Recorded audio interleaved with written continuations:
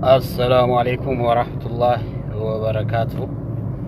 كبجمت توردفتو تبيجي سعودي عربية أرومو كوميونيتي ودي تكبراتشو يسعودي أرومو كوميونيتي بيج تكتاج أديس مرجع لكين أبرة سلاي عند ሁለተኛ ማንሳት ፈልጋለሁ ላልገባችሁ ጽሁፉ ላልገባችሁ ነሞኒ odeeffannoo san barreeffamna ninubatin daqiiqaa tokko lama keessatti isiniif ibsa share godha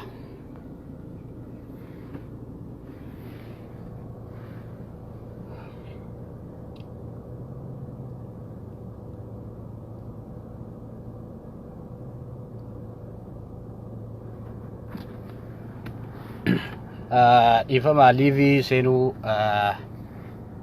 paging kuni living senu ture dirqama taanani odeeffannoo page kanaan qofa dhaqqabe namoonni kijiba namoonni paging kun illee kijiba jatan paging kun keessani dhugaa qofa isinii gabaasa odeeffannoon isaa odeeffannoo cimaa jabaa akka ta'e immoo isinuu ragaadha odeeffannoon argadhe waajjira ministeera Itoophiyaa alat rai tiko namatti ulfaata ani odeeffannoo kana eeguu dhagee baay'ee rifadhe namatti yeroo uummanni keenya rakkinarra jirutti wantoota adda addaa rakkoon edoon furamiin mootummaan tarkaanfii akkanaa fudhachuun in ulfaata akkuma beekamu akka idil addunyaatti imbaasii ta'ee konsulaan akka cufamu mootummaan kanaan dura gabaasuun isaanii yaadatama san keessa at least imbaasii fi konsulaan akka addunyaa Itoophiyaa bakka bu'an 31 cufamuun isaa hundi keessanuu dhageettanii ta'a san keessa fakkeenyaaf Minnesota, Los Angeles, Mumbai, akka Kuwait, Cairo, Bahrain kanneen dabalatee jechuudha biyyoota 30 tokkorratti imbaasii fi konsulaan Itoophiyaa cufamuun mootummaan beeksisee liistii isaaniillee gadhiisee ture achi keessa ka Saudi Arabiyaa hin jiru ture garuu odeeffannoon argadhe ministeera haajaa alaatirraa konsulaan jiddallee hojjettoonni konsulaa jiddaa bultii 15 keessatti gara biyyaa akka deebi'an ajajni darbee jira garuu isaan bira hin geenne mataan hojjettoota hundaa bira ni gayaa borra eegalee jechuudha hanga bultii 15 tajaajilanii kennanii tajaajila idilee hanga bultii 15 sanni kennanii jechuudha waajjira konsulaa jiddaa jechuudha hojjettoota kana jechuun konsulaan hojjettoonni gara biyyaa haa deebi'an jedhee mootummaan ajaja dabarse jechuun konsulaan tajaajila kennu san akka dhaabu dirqisiisa kana immoo tarkaanfii mootummaan kanaan dura biyyoota adda addaa irratti fudhatee akkuma isiniin ibse jechuudha gara biyyaa akka deebi'an kun immoo rakkoo guddaa akka uumuu argisiisa namoonni keenya rakkina guddaarra jiranii economically financially hawaasummaa irratti illee rakkoo guddaa uuma fakkeenyaaf namni asii ka'ee dhimma ofii fixachuuf gara riyaa deemuu hin danda'u wantoota adda addaa namoota mana hidhaa jiran kana akkamiin mootummaan akka furuuf akka deemu naaf hin galle ammaaf garuu hojjettoonni akka gara biyyaa deebi'an mataa isaaniitiin immoo xalayaan akka isaan dhaqqabu bultii 15 keessatti gara biyyaa akka deebi'an odeeffannoon peejii Saudi Arabiyaa argatee mul'isa ውድ የተከበራችሁ አማርኛ ለምትሰሙ እዚህ ፔጅ ስር ላላችሁ በአለም ደረጃ የኢትዮጵያ መንግስት ባወጣው ኤምባሲዎችና ቆንስላዎች ወደ ሀገር ቤት እንዲመለሱ ከተደረጉ ለምሳሌ 31 የሚጠጉ ወደ ሀገር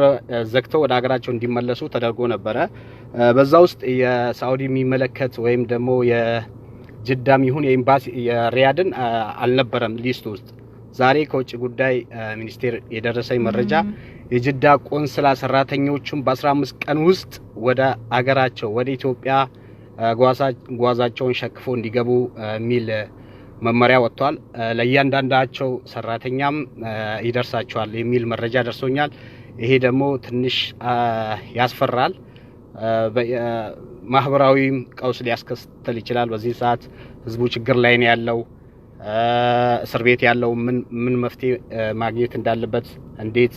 መሄድ እንዳለባቸው ምን መደረግ እንዳለበት ይሄንን መንግስት ያስቀመጠው ነገር የለም። ምናልባት በእኔ እይታ ይሄ መረጃ ሲደርሰኝ ከውጭ ጉዳይ ሚኒስቴር ማንንም ጋር አልደረስኩም እስካሁን ይሄ ነገር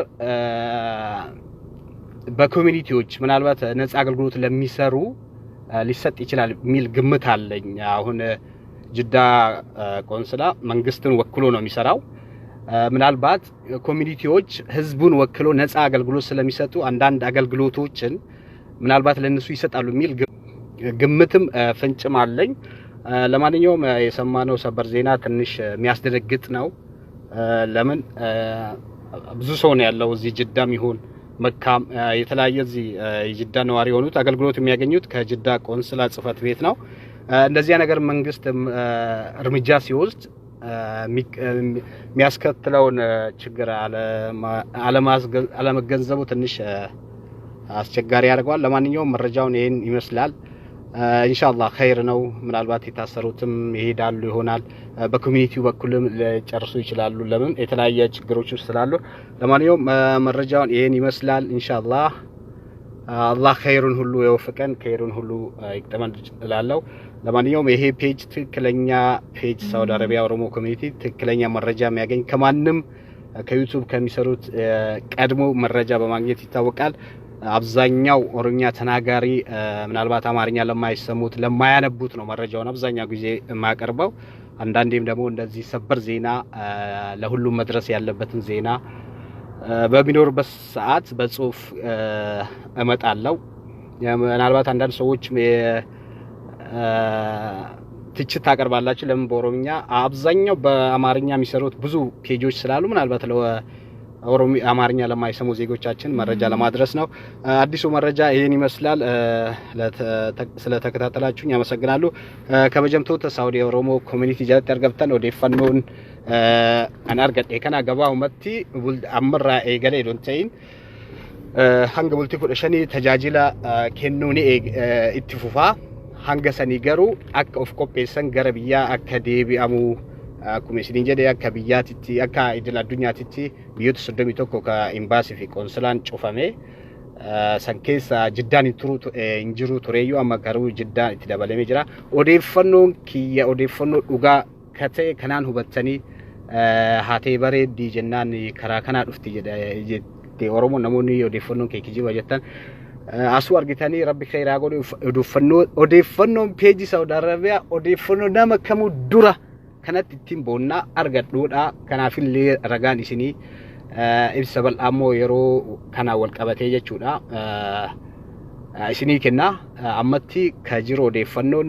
konsulaan Jiddaa hojjettoonni gara biyyaa akka deebi'an ministeerri alaa xalayaa qopheesseefii jira. Yeroo isaan biran gahin odeeffannoo na bira gahe kanaan namni odeeffannoo naaf dabarsu yeroo baay'ee galata guddaa qaba. Asirratti imbaasii Riyaadii keessaa nama jajjabaa qabna ka Jiddaa keessaa ministeera haajaa alaa jechuudha.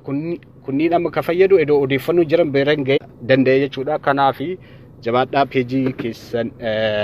jabeeffadhaa peejii maqaa kanaan banamellee jira. Almuhiim hunduu faayidaa dhuunfaa idoo ta'in faayidaa uummataa dursineetiin hojjetaa jirra. Ka odeeffannoolee isin biraan geennu kennaa addaa wanta addaa yookiin ilaalcha siyaasaa qabaanneeti miti ilaalcha uummataa of keessaa waan qabnuuf isiniif odeeffannoo yeroo baay'ee daddabarsaa. Har'a liivii dhufuu kiyyaan dhiifama liivii dhufee peejii kanaan wanti ibsuu barbaadeef namoonni barreeffama breaking news jedhesan waan hin hubatiniif akka hubatanii sanii fi galatoomaa please maqaa peejii Saudi Arabiyaa Oromo community jedhamu kabanamee odeeffannoo kijibaa ta'u koopii asirraa godhee dabarsu burjaajinsa uumaa waan biraatii fi miti namni ummata hojjechuu barbaadu immoo maqaa barbaadeen baafachuu hin danda'u. Garuu maqaa fakkaataa ta'een hogguu baasatu namni akka odeeffannoo sirrii ta'ee madda isaan beekamne akka hin arganne taasisaa kennammoo beekamtiin qaba. Peejiin kun mootummaarralee beekamtii qaba jechuun odeeffannoo hin kennamaaf jechuudha. Imbaasii Riyaadirraa konsulaa Jiddaarraa akkasumatti community makka akkuma Saawudiitti beekamtii waan qabuuf kanattuu odeeffannoo yeroon argata jechuudha. المهم galatooma yaadota jiran yeroo isin gabaasa rifannoo keessa hin seenina keeyri dhufa dhiphina booda bal'ina jiraachuu bala mootummaan kana konsilaan jiddaa akka gara biyyaa deebi'u jedhee ajajoo dabarse saniif immoo furmaata kaa'uu danda'a mumkin akkana fakkaatutti konsilaan jiddaa mootummaa bakka bu'aa ikonomii yookiin kafaltii guddaa mootummaan jara kafala warroota hojjettoota baasii adda addaa jechuudha minaalbaat tajaajiltoota hawaasummaaf jechuudha hawaasaaf communitiin ficiisuun danda'a jedhee yaada jechuun fakkeenya paaspoortii tajaajila paaspoortii haa ta'u tajaajiloota adda addaa rakkoo namoota mana hidhaa keessa jiranii kanneen karaa communitiin community jechuun hawaasa keessa bayanii warra kafaltii malee ummataaf hojjetu jechuudha community wanta haarawaati miti fakkeenyaaf community makkaan jira community jidda jira community riyaad jira community fi qoonsilaa yookiin imbaasii addaan baafadhaa qoonsilaa jechuun bakka bu'aa mootummaati jechuudha mootummaa achi kaa'ee kafaltiin hojjeta jechuudha kafaltii mootummaatiin qoonsilaa yookiin imbaasiin community jechuun ummata jechuudha ummata keessaa ummataaf hojjeta jechuudha ummanni filatee ummata naannoo tokko jiraatu jechuudha filatee daqiiqa dhiifama wajjin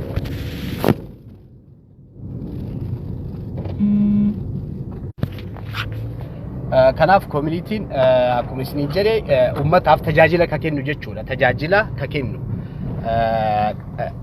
kanaafuu mumkin fakkeenyaaf tajaajiloota adda addaa imbaasiin kennu hundaa kennuu baatu karaa communitytiin community jiddaa ta'u community makkaatiin kennamuu ni mala jedhee yaada kanaafuu rabbii namoota hidhaa jiranillee hidhaa nu haa baasu gara biyyaa akka galan ammatti illee namoonni at least marsaa har'allee galanii jiranii guyyaa roobillee galanii jiranii kana jechuun torbaaniin namni 1,000 ni gala kunis itti fufaa hin xiqqaataa ka jedhamu hin xiqqaataa mootummaan baajata kana eeguu ibsu baajata hin qabu jedha sababni baajata kana fakkaataa odeeffannoon galatoomaa assalaamu alaykum wa rahmatullahi wa barakaatuh